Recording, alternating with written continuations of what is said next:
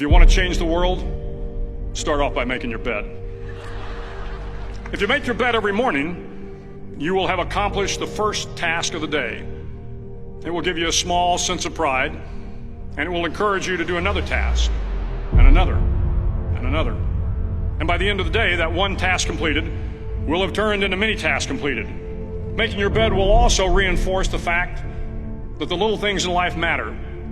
If you can't do the little things right, you'll never be able to do the big things right. And if by chance you have a miserable day, you will come home to a bed that is made, that you made.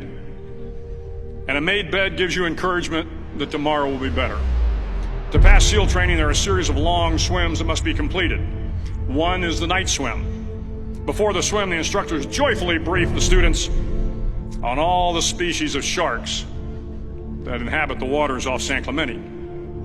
They assure you, however, that no student has ever been eaten by a shark, at least not that they can remember. But you are also taught that if a shark begins to circle your position, stand your ground. Do not swim away. Do not act afraid. And if the shark, hungry for a midnight snack, darts towards you, then summons up all your strength and punch him in the snout, and he will turn and swim away. There are a lot of sharks in the world. If you hope to complete the swim, you will have to deal with them. So if you want to change the world, don't back down from the sharks. Over a few weeks of difficult training, my SEAL class, which started with 150 men, was down to just 42. There were now 6 boat crews of 7 men each. I was in the boat with the tall guys, but the best boat crew we had was made up of the little guys, the Munchkin crew, we called them. No one was over 5'5".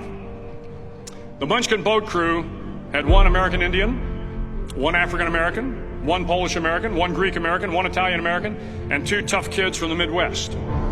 They out-paddled, outran, and outswam all the other boat crews. The big men in the other boat crews would always make good-natured fun of the tiny little flippers the Munchkins put on their tiny little feet prior to every swim.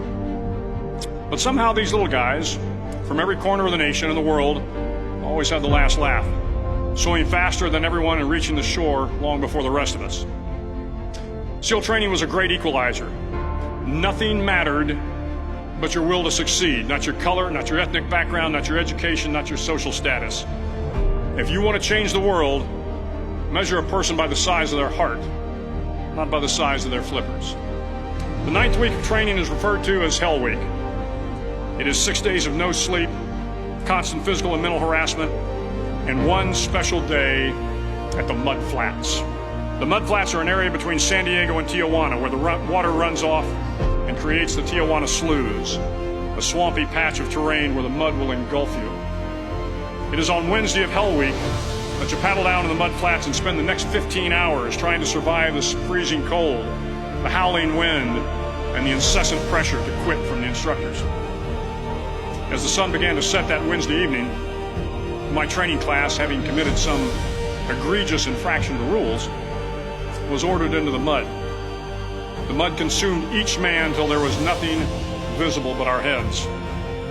The instructors told us we could leave the mud if only 5 men would quit.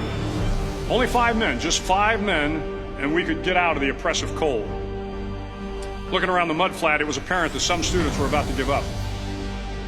It was still over 8 hours till the sun came up. 8 more hours of bone-chilling cold. The chattering teeth and the shivering moans of the trainees were so loud, it was hard to hear anything. And then one voice began to echo through the night. One voice raised in song. The song was terribly out of tune, but sung with great enthusiasm. One voice became 2, and 2 became 3, and before long, everyone in the class was singing. The instructors threatened us with more time in the mud if we kept up the singing, but the singing persisted, and somehow the mud seemed a little warmer, and the wind a little tamer, and the dawn not so far away. If I have learned anything in my time traveling the world, it is the power of hope. The power of one person, a Washington, a Lincoln, King, Mandela, and even a young girl from Pakistan, Malala. One person can change the world by giving people hope.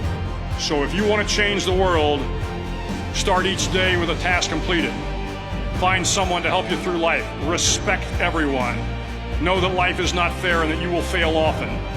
But if you take some risks, step up when the times are the toughest, face down the bullies, lift up the downtrodden, and never ever give up. If you do these things, the next generation and the generations that follow will live in a world far better than the one we have today.